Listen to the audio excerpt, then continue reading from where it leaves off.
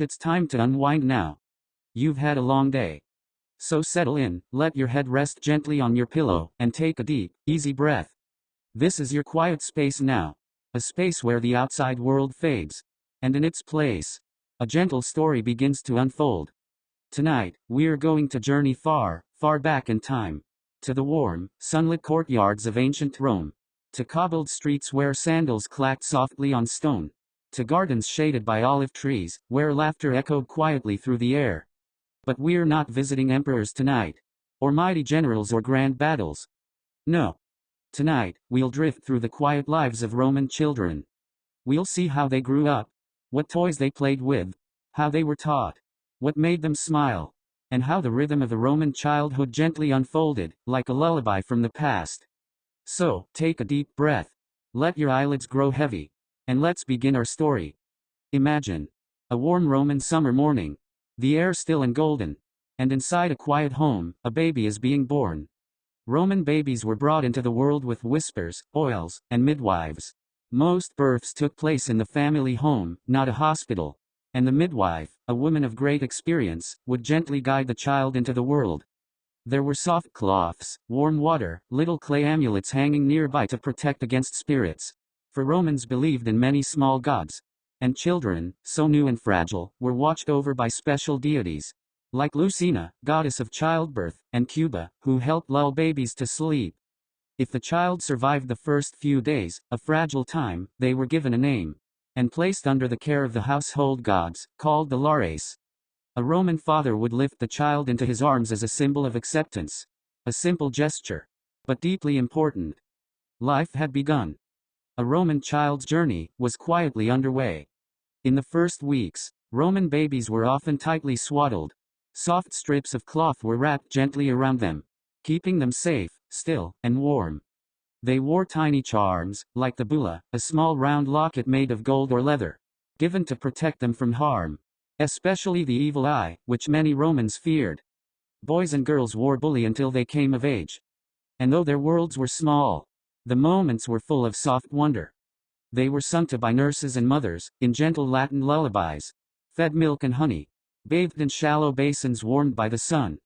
Their cradles were made of woven reeds or carved wood, rocked back and forth, slowly, by quiet hands.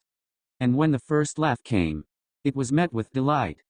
A baby's giggle, echoing off the Roman courtyard's stone walls, brought a smile to everyone nearby.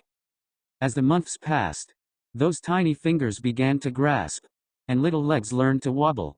A Roman toddler might toddle barefoot across cool mosaic tiles, chasing after a wooden ball, or playing with a small clay doll, its limbs jointed with string. Toys were simple but loved. A carved horse, a spinning top, tiny soldiers made of lead, or a hoop to chase down cobbled streets. And always nearby, the warm, watchful eyes of parents, slaves, or tutors. Even the air was different for children.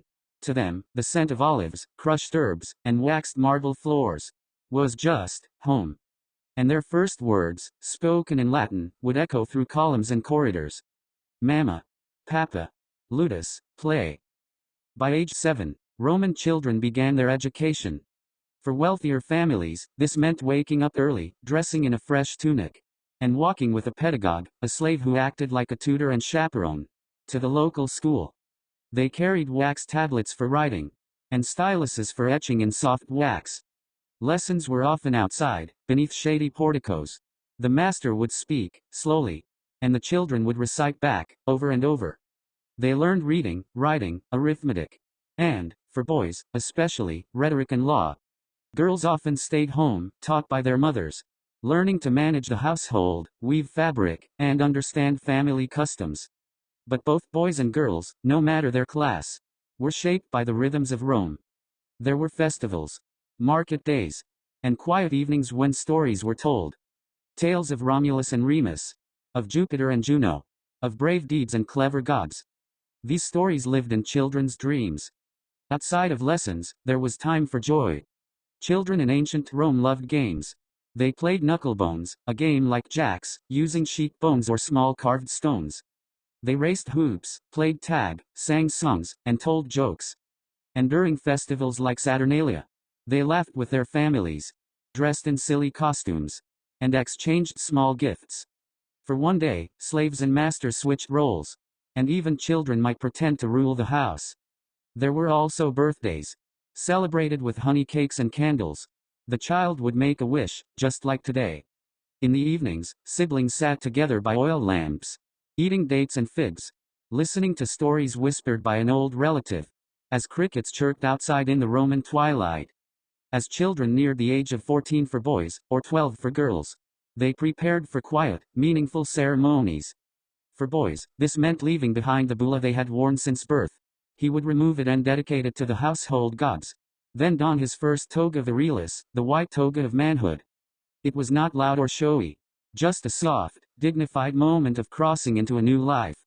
Girls might be betrothed, and begin learning the deeper ways of womanhood, guided by mothers, aunts, and older sisters. Still, they were not rushed. Even in ancient Rome, childhood was cherished. And though life could be hard, and the world outside often uncertain, a child's world remained one of play, learning, and slow, sweet discovery. So now, as your eyes grow heavier, and your thoughts begin to drift, you've walked quietly through the world of Roman children. You've seen the toys, heard the lullabies, sat in the classrooms, and felt the hush of a Roman evening. Childhood in ancient Rome was full of quiet textures. Smooth stone walls, woven cloth, the scent of laurel, the sound of distant sandals echoing on stone. It was a world both far away, and somehow, so familiar. Because even across thousands of years, children still laugh, they still dream, they still look up at the stars with wonder. And now, as the story draws to a close, let your breath fall soft, let your thoughts quiet, and let your dreams carry you gently, through olive groves and candlelight, past ancient gates and hidden gardens, to the sleeping hearts of little ones, under Roman skies. Good night.